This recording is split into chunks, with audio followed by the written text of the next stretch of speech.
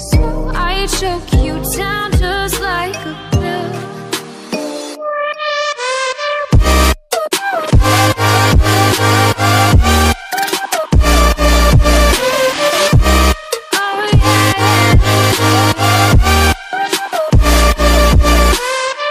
Heavenly demon আগের পর্বে উনচিয়ন যখন মুগিয়ামের সাথে ফাইট করছিল তখন সেখানে আরও দুইজন ছাত্র উপস্থিত ছিল।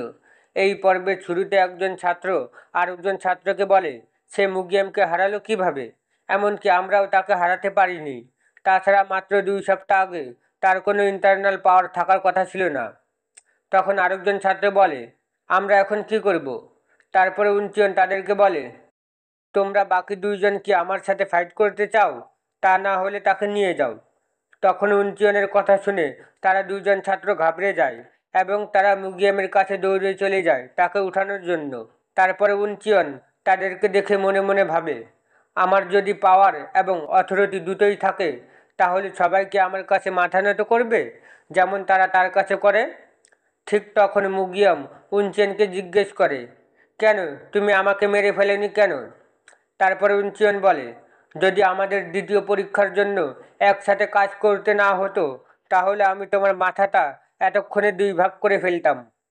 তারপরে এইসব শুনে মুগিয়াম বলে কি একটি বাজে অজুহাত, তুমি ঘৃণ্য পোকা। এইসব শুনে উনচিয়ন রাগের চোটে তার হাতের মুঠো দেখিয়ে বলে ঠিক আছে, তারপর তোমার মুখ চালাতে থাকো এবং দেখো তোমার সাথে কি হয়। তারপরে মুগিয়াম ঘাবড়ে গিয়ে বলে এগিয়ে যাও এবং তোমার সবচেয়ে খারাপ কাজটি করো। তখন উনচিয়ন বলে আমি এখন চলে যাচ্ছি, তোমার যা খুশি তুমি তাই করো। এইসব বলার পরে উনচিয়ন চলে যায়।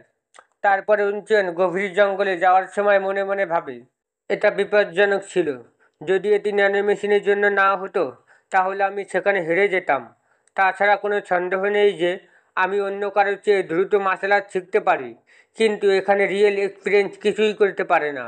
তাছাড়া আমি ডান্সিং বাটারফ্লাই টেকনিকের কোডিফাইড ফাইটিং ফর্ম পুরোপুরি মুখস্থ করতে পারি, কিন্তু আমি রিয়েল এক্সপিরিয়েন্স ছাড়া মাস্টার ম্যাট ব্লেডের মতো ভালো হতে পারবো না। আমাকে আরও পাওয়ারফুল হওয়ার জন্য আমার আরও ইন্টারনাল পাওয়ার সেই সাথে এক্সপিরিয়েন্স দরকার, কিন্তু আমার ট্রেনিং করার সময় অন্য 6টি সেক্ট অবশ্যই আমার পিছনে থাকবে। আমি এখনই যে সমস্ত টেকনিক এবং নলেজ পেয়েছি তা আমাকে দক্ষতার সাথে ব্যবহার করতে সক্ষম হওয়া দরকার। তারপরে উনচিয়ন এইসব কথা ভাবতে ভাবতে সে নদীর কিনারে চলে আসে এবং সে নদীর কিনারে দাঁড়ানোর পরে ন্যানো মেশিনকে জিজ্ঞেস করে ন্যানো আমি এখন পর্যন্ত তোমার কত % ক্ষমতা ব্যবহার করেছি? তখন ন্যানো মেশিন উনচিয়নের রেকর্ড চেক করার পরে বলে এখন পর্যন্ত আপনি ন্যানো মেশিনের 100%-এর মধ্যে 3% ফাংশন ব্যবহার করেছেন। তখন উনচিয়ন অবাক হয়ে ন্যানো মেশিনকে জিজ্ঞেস করে তুমি কি বলতে চাচ্ছ, যেসব আমি এখন পর্যন্ত ব্যবহার করেছি তা শুধুমাত্র 3%? তারপরে ন্যানো মেশিন বলে আমার রেকর্ড অনুসারে কেউ কখনো ন্যানো মেশিনের ফাংশন 30%-এর বেশি ব্যবহার করেনি। তখন এইসব শুনে উনচিয়ন গভীর চিন্তা করে মনে মনে ভাবে যদিও আমি তার ফুল পোটেনশিয়াল ব্যবহার না করি তবুও আমার ব্যবহার করার জন্য আরও অনেক কিছু বাকি আছে। তারপরে সে ন্যানো মেশিনকে বলে ন্যানো তুমি যা যা ব্যবহার করতে পারো তা আমাকে ডিটেলভাবে এক্সপ্লেন করো। তখন ন্যানো মেশিন উনচিয়নের ব্রেনে 7 generation nano machine user manual transfer করে এবং কিছুক্ষণ পরে ট্রান্সফার কমপ্লিট হওয়ার পরে উনচিয়ন সার্চ ফাংশন অ্যাক্টিভ করে এবং ফাংশন অ্যাক্টিভ করার সাথে সাথে তার চারপাশে অনেকগুলো উইন্ডো ডিসপ্লে ভেসে ওঠে। তারপরে উনচিয়ন উইন্ডোগুলো দেখে ন্যানো মেশিনকে বলে এগুলো কি, তুমি বলতে চাচ্ছ আমি এইসব ব্যবহার করতে পারি?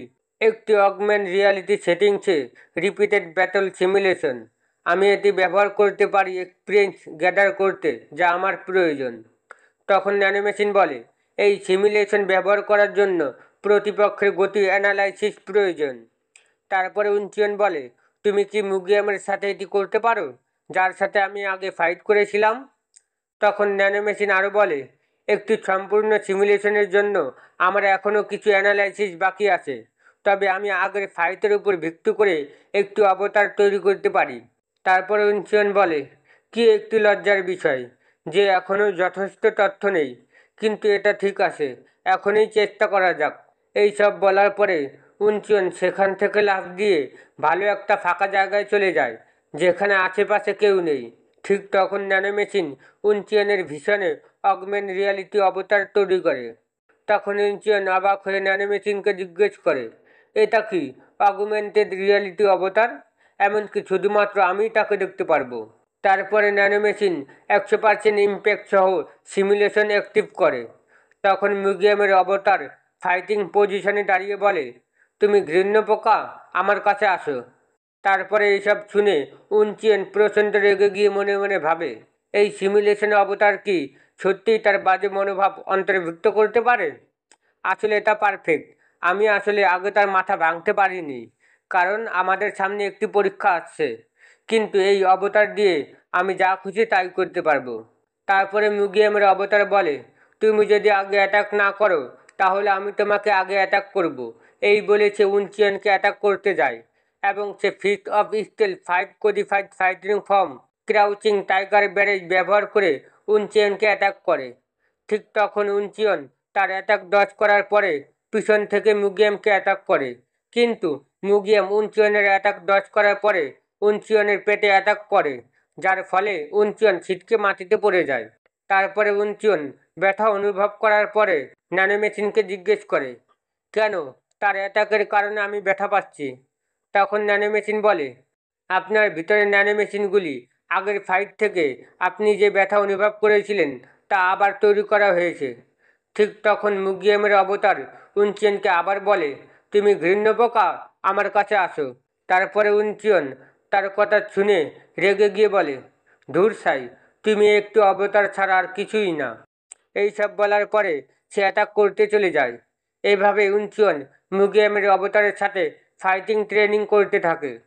তারপর কিছুক্ষণ পরে উনচিয়ান ট্রেনিং শেষে ক্লান্ত হয়ে মাটিতে শুয়ে পড়ে। তারপরে উনচিয়ান বলে, ধুর ছাই, 15টি ব্যাটেলের পরে আমি কেবল একবারই জিততে পেরেছি। তারপরে সে উঠে বসার পরে মনে মনে ভাবে, প্রথম ব্যাটেলের সময় এটি মাত্র 5টি ফর্মের মধ্যে শেষ হয়েছিল। আমি কোনো কিছুর বিরুদ্ধে নিজেকে সঠিকভাবে রক্ষা করতে পারিনি। আমি যেভাবে বলেছিলাম তার মাথাটা 2 ভাগ করার কোনো উপায় নেই। আমি এই অবতারকে খুব কমই পরাজিত করতে পারি। যদি এটি সত্যিকারের মিউজিয়াম হতো তাহলে আমার মাথা 2 ভাগ হয়ে যেত। তখন ন্যানো মেশিন উনচিয়ানকে বলে, আপনার এবিলিটি কেবলমাত্র আরও এক্সপিরিয়েন্সের সাথে সাথে আরও ভালো হতে পারে। প্রতিটি ব্যাটেলের পরে আপনার মুভমেন্ট স্মুথ হয়েছে। আমি এটাও দেখতে পাচ্ছি যে আপনি সঠিক মুহূর্তে ডান্সিং বাটারফ্লাই টেকনিকের সঠিক কোডিফাইড ফাইটিং ফর্মগুলি ব্যবহার করতে শিখছেন। তারপরে উনচিয়ান ন্যানো মেশিনকে বলে, এটা কোনো ব্যাপার না। মিউজিয়ামের অবতার যা করতে পারে তা একই 3টি কোডিফাইড ফাইটিং ফর্ম এবং কিছু বেসিক টেকনিক রিপিট করতে পারে। তবুও আমি তাকে শুধুমাত্র একবার পরাজিত করতে পেরেছি। তুমি শুধু 1 সপ্তাহ অপেক্ষা করো, তারপরে আমি কোনো সমস্যা ছাড়াই মিউজিয়ামের অবতারকে পরাজিত করব। পরের দৃশ্যে আমরা ছাত্রদের ডরমিটরি দেখতে পারি। তারপরে উনচিয়ান যখন ডরমিটরিতে চলে আসে তখন কিছু ছাত্র উনচিয়ানের দিকে ঘুর ঘুর করে তাকিয়ে থাকে। তখন উনচিয়ান তাদেরকে দেখে মনে মনে ভাবে, আমি যা করেছি তা শুধুমাত্র তাদের ইয়াং মাস্টারকে মারধর করেছি, কিন্তু তারা ইতিমধ্যেই আমার সাথে এমন আচরণ করছে যেন আমি তাদেরকে মারতে যাচ্ছি। ঠিক তখন হিউবাং উনচিয়ানের কাছে এসে বলে, ইয়াং মাস্টার, আপনার বিছানা এই দিকে। তারপরে হিউবাং এর এমন আচরণ দেখে কিছু ছাত্র ফিসফিস করে বলে, কি অদ্ভুত, কেন সে এমন আচরণ করছে? তারপরে উনচিয়ান হিউবাংকে জিজ্ঞেস করে, তুমি গতবারের থেকে সম্পূর্ণ ভিন্ন অভিনয় করছো।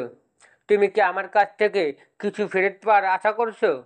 তখন এইসব শুনে হিউবাং মনে মনে ভাবে, আমাকে অলরেডি মিউজিয়াম তার গ্রুপ থেকে বের করে দিয়েছে, তাই আমার আর কোথাও যাওয়ার জায়গা নেই।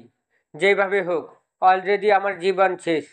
এটি একটি জুয়া যা আমি নিতে ইচ্ছুক। তারপরে সে উনচিয়ানের সামনে হাঁটু গেড়ে বসে বলে, আমি 23 নম্বর ছাত্র হিউবাং, এখন থেকে আপনার সেবা করব ইয়াং মাস্টার। আজকের পর্ব এই পর্যন্তই। এই সিরিজের নতুন নতুন ভিডিও পাওয়ার জন্য অবশ্যই লাইক, কমেন্ট এবং সাবস্ক্রাইব করুন। আপনাদের সবার ভালোবাসা এবং শুভকামনা নিয়ে আজকের ভিডিও শেষ করছি। ধন্যবাদ।